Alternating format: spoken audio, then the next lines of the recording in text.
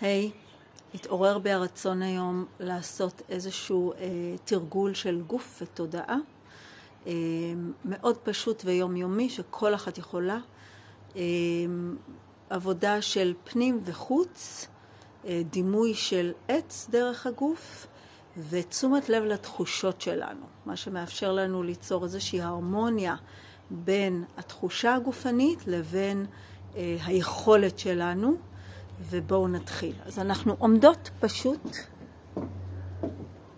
שתי רגליים מקבילות, מקרקעות את כפות הרגליים מטה, מדמיינות שורשים ארוכים ומסועפים, דוחסות את פנים הירכיים אחת אל השנייה, כאילו יש כדור דמיוני בין הירכיים, אוספות את רצפת האגן התאפקות, שואבות את הבטן, את הרחב בטני פנימה, נושמות אל השרעפת, מדמיינות התארכות דרך הקודקוד, ממש כמו ענפי עץ, ארוכים ורחבים ושופעים.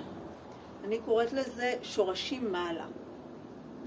ולאט לאט לשים לב לתחושות שלנו.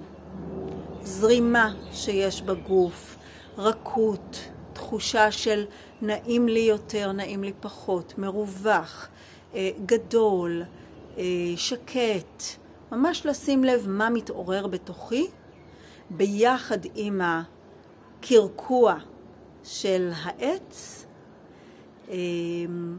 ולאט לאט ממש תסנכרנו בין תחושת היציבות העצית הזאת לבין התחושות שיש בכם, וזה מאפשר לנו גם השקטה של התודעה.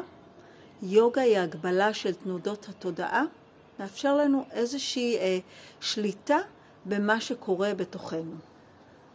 אז תודה רבה, אני כאן לכל שאלה. יום טוב.